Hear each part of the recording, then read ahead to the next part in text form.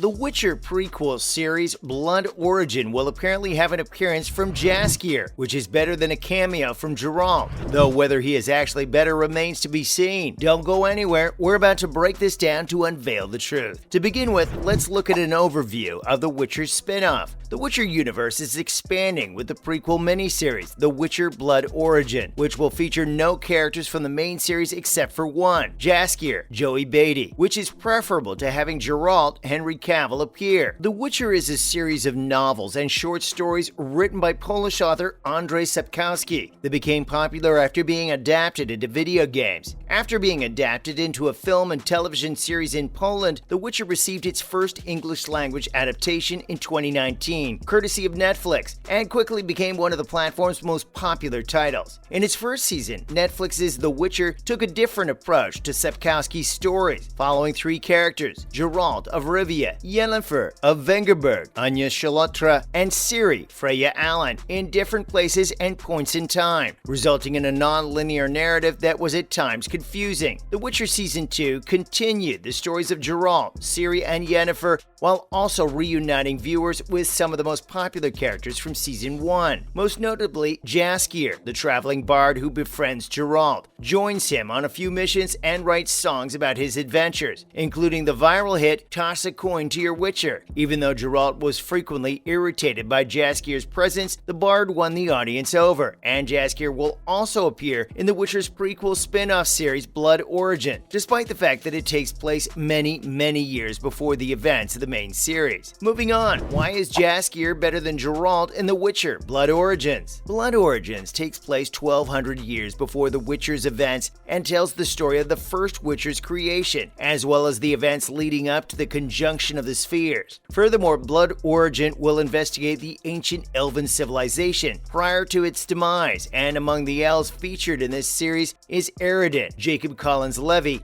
the leader of the Wild Hunt, who made their debut at the end of The Witcher Season 2. Because of the time setting, Blood Origin will not feature Geralt or any other characters from The Witcher, with the exception of Jaskier, which is actually quite fitting given his role in the books. According to Collider, Blood Origin will star Jaskier, with the series beginning with the bard attempting to tell the story of the conjunction of the spheres before being interrupted by an elf claiming to know the true story. In The Witcher books, Jaskier tells Geralt and Ciri's stories through songs, and these have prompted people in the audience to stand up and share their version of the events told by Jaskier. So his role in Blood Origin is a perfect nod to the source material. Jaskier serving as the link between The Witcher and Blood Origin is preferable to Geralt appearing in the latter, as it is more fitting with Jaskier's role in this universe and what he does in the books. Plus, Geralt already gets all the attention in The Witcher, and Jaskier, despite being immensely popular,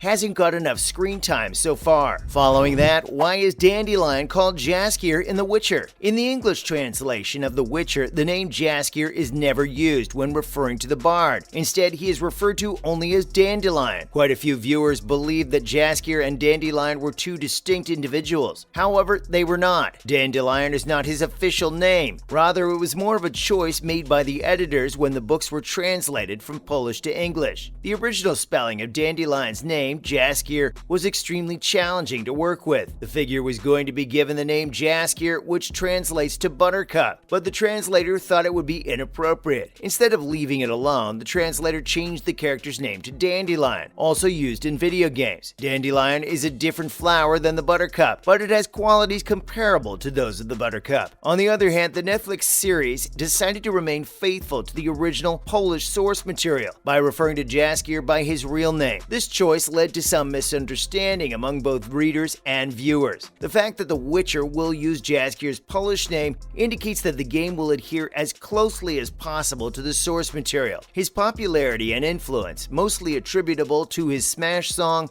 Toss a Coin to Your Witcher, would not have been affected by the decision to keep Jaskier's English name. Next up, Season 3 of The Witcher could be released in 2023. The Witcher Season 3 has yet to be announced, but The Witcher and The Witcher Season Season 2 were both released on Netflix in December 2019 and December 2021, respectively. A pattern has been established, and with prequel Blood Origin confirmed for a 2022 release date, Geralt's next live-action adventure is likely to arrive in 2023. For context, the second season's production began in February 2020 and ended in April 2021 due to COVID shutdowns and an injury to lead Henry Cavill. The first season had a much more consistent schedule, running from October 2018 to May 2019, before returning 7 months later in December 2019. Filming has begun, and according to Redanian intelligence, opens in a new tab. The latest installment has gone overseas to film in Italy, Slovenia, and Croatia. According to another Redanian intelligence report, production was temporarily halted due to COVID, as confirmed by The Hollywood Reporter, but has since resumed. The most recent update comes from the showrunner Hisrich, who announced on Twitter that Season 3 production was almost done. Take a look at her tweet below. Moving on, what do we know about Geralt's backstory? Geralt is already a well-known monster hunter when Season 1 of The Witcher begins, and he's made a few enemies along the way. Even the first scene in the series shows Geralt battling a creature and his eyes turning completely black, indicating to the audience that this hunter is not ordinary. However, the series never delves into Geralt's path to becoming a Witcher, the enhancing process he underwent, or the consequences of his Witcher training. Besides,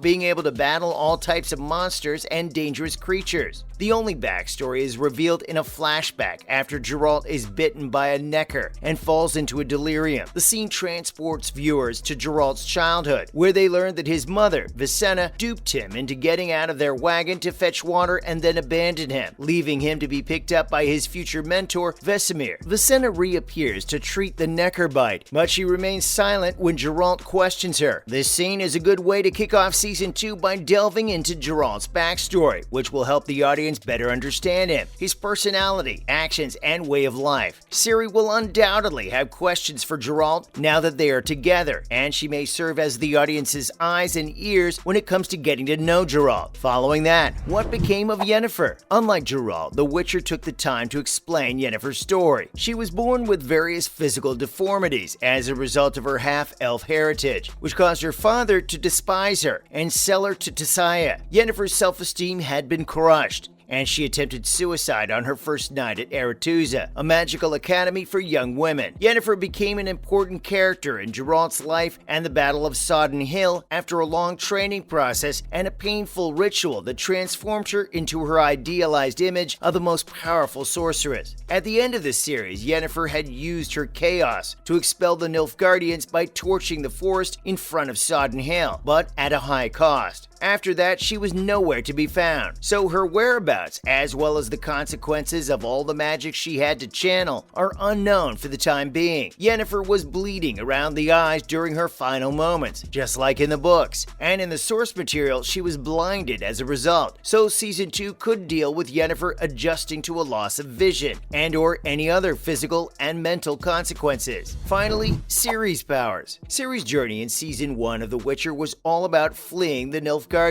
and hiding in the woods, but there was still room for her to demonstrate her special abilities. Viewers saw strange things happen around her when she screamed, and she even went into a trance in the woods when she was in serious danger, only to wake up to find her attackers dead around her. She has a lot of power, but she doesn't know what it is, how to control it, or how to use it. But now that Geralt is with her, he might be able to help her understand and even train her. Well, that marks the end of our video for today. We hope you enjoyed it. On your way out, make sure to hit that subscribe button. Thanks for watching.